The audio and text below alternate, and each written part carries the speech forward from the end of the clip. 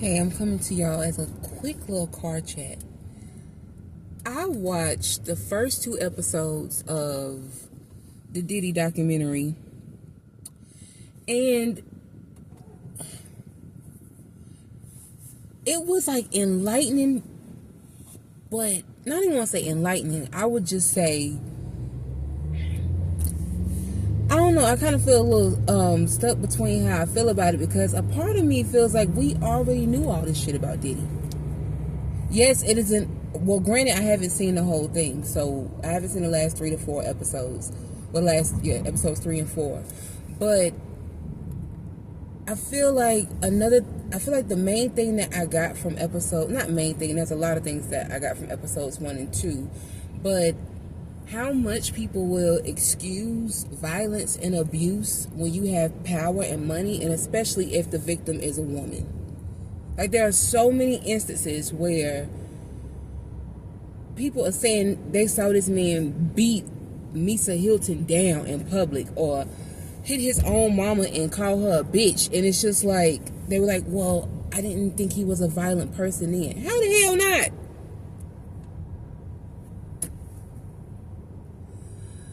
It's interesting. And then what I will say is that you learn from this documentary, people will be jealous of you.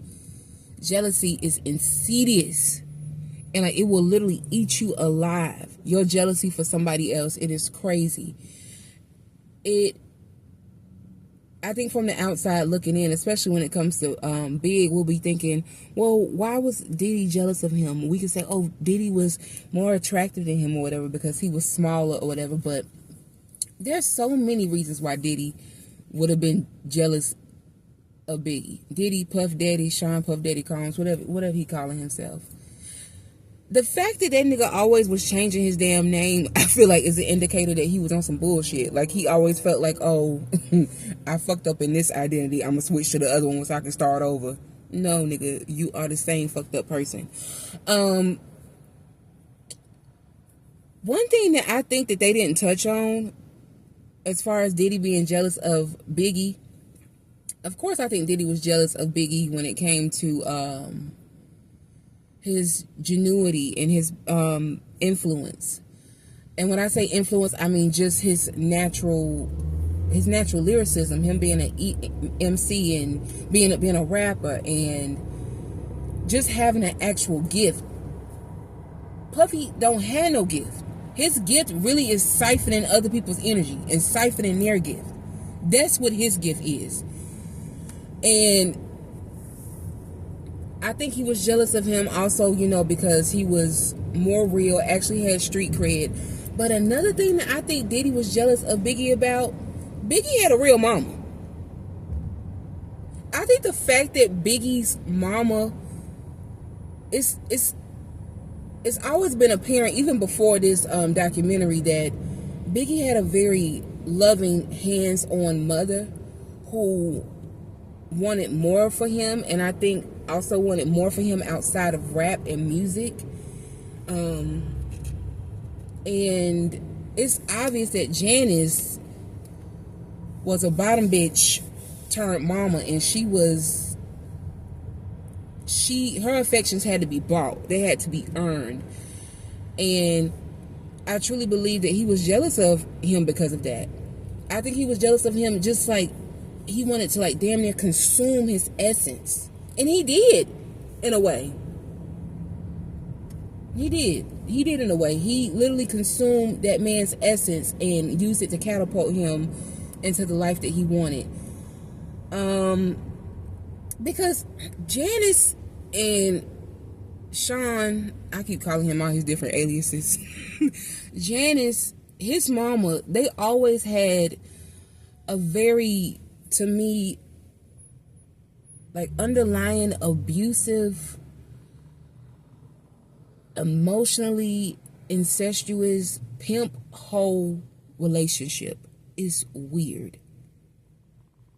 It's like, once he ascended to becoming a man, and then, once he grew up to becoming a man, and especially once he, like, ascended to this level of stardom, I think it really really solidified the pimp whole relationship. I mean, even the way she like dressed herself and would like don herself on her son, like giving Superfly. And it's like, it's given that Diddy was a hood version of a Carlton that was watching too many blaxploitation films and was like, I want to do that because I think my daddy was a hustler and I want to live up to my daddy's name.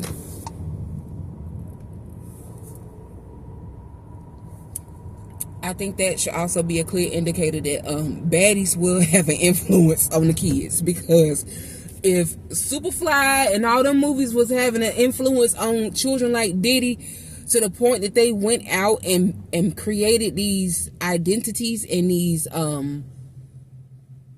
mask of versions of themselves to fit into it, yeah, they did that shit then. They're still doing it now. And also, I mean, this was a jealous man who envied everything that every other man had. Even from Al B. Shore, he wanted Kim Porter because she was Al B. Shore's girl, and I'm pretty sure he felt some insecurity about himself, especially comparing himself to Al B. Shore, and especially in that time, like they said, Al B. Shore was the pretty light skinned nigga. And he pulled Kim Porter. He wanted Misa Hilton because he saw her with, what was his name? Eric Sermon? Yeah, from, am I saying it right? Yeah, I think Eric Sermon.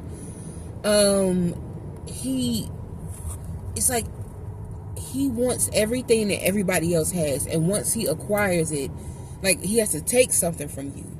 But another thing that I was paying attention to is like the way that they use the women. It literally is like, it's like a trade-off. It's as if they're using the women as if they're stocks almost.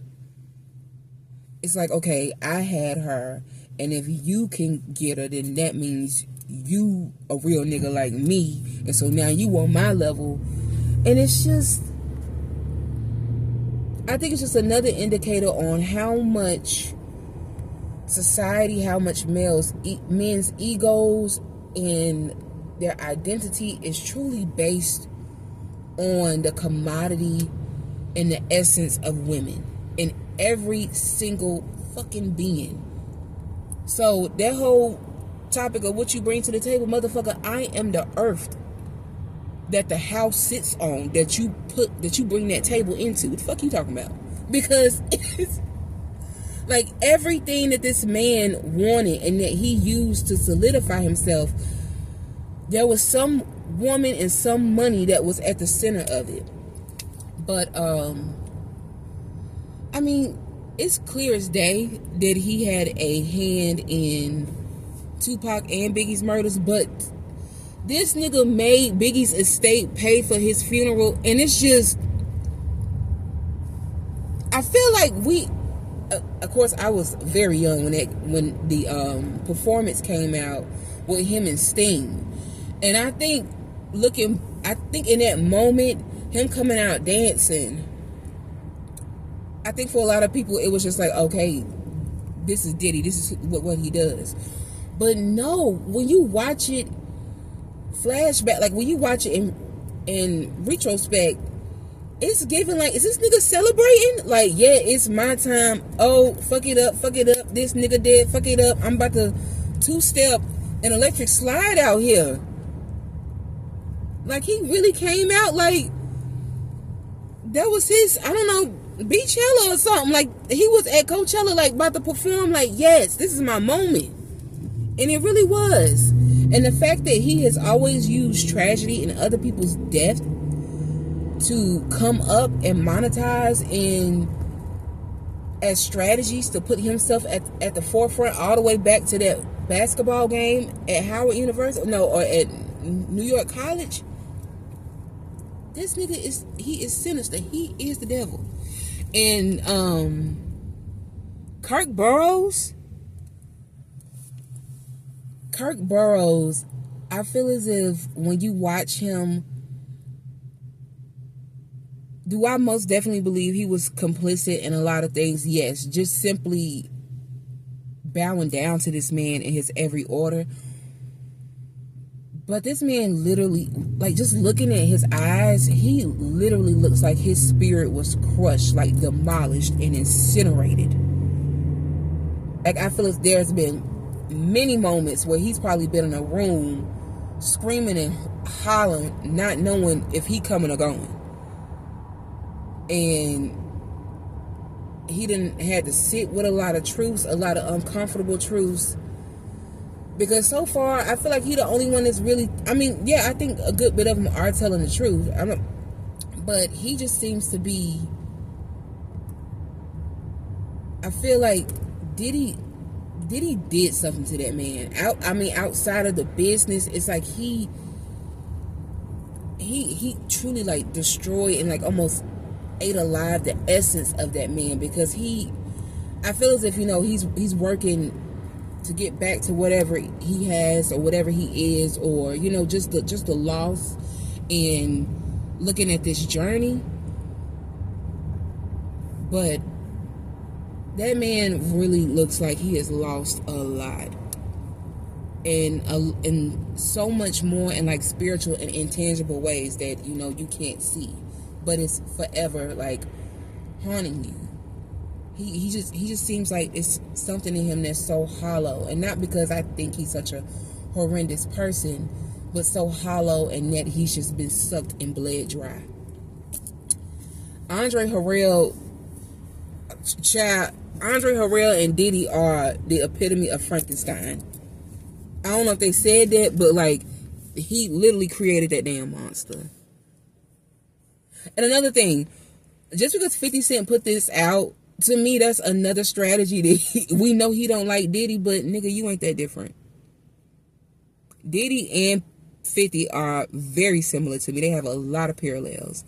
And I'll go into that in a little bit. I'll talk a little bit more about that in another video, because I don't want this one to be too long. It's already 12 minutes. But I'll come back and give more input on my observation of episodes 1 and 2.